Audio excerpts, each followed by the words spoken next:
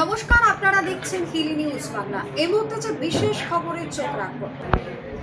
দক্ষিণ দিনাজপুর জেলায় চরম রক্ত সংকটের পরিস্থিতি মোকাবিলাতে এগিয়ে এলো জেলা পুলিশ প্রশাসন।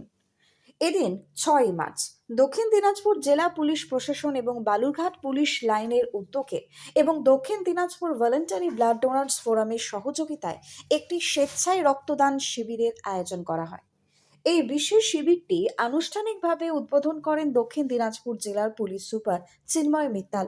তার সঙ্গে উপস্থিত ছিলেন অতিরিক্ত পুলিশ সুপার কার্তিক চন্দ্র মণ্ডল, জেলা ট্রাফিক পুলিশ অফিসার, পুলিশ লাইনের আরআই সাহেব সহ অন্যান্য পুলিশ আধিকারিক এবং কর্মচারীরা।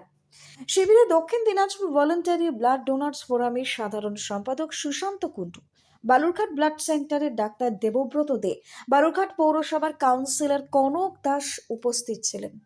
এই শিবিরে 2 জন মহিলা সহ মোট 20 জন স্বেচ্ছায় রক্তদান করেন। এর মধ্যে 8 জন ছিলেন নতুন রক্তদাতা, যারা প্রথমবারের মতো এই মহৎ কাজে অংশগ্রহণ করেন।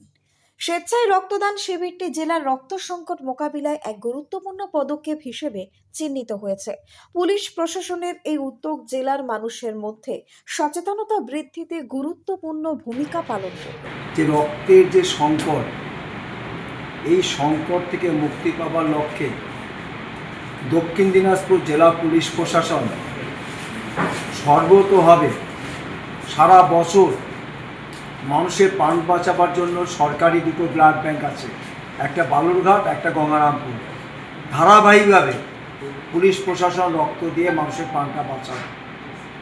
স্থায়ীভাবে যে রক্তের যে সংকট, এই সংকটের মধ্যেও এত কাজ তাদের, এখন এসআর চলছে, বিভিন্ন ল অ্যান্ড অর্ডার আছে, তা সত্ত্বেও আজকে দক্ষিণ দিনাজপুর জেলা পুলিশ প্রশাসন এবং বালুরঘাট পুলিশ লাইনের যৌথ পরিচালনায় এবং দক্ষিণ দিনাজপুর ভলেন্টারি ব্লাড ডোনার্স ফোরামের সহযোগিতায় যে আজকে পুলিশ লাইনে রক্তদান শিবির চলছে। ইতিমধ্যে জানেন যে 20 জন রক্ত দান করা হয়ে গেছে, আরও আসছেন সমস্ত আমাদের পুলিশ বন্ধুরা যারা রক্ত দান করবেন।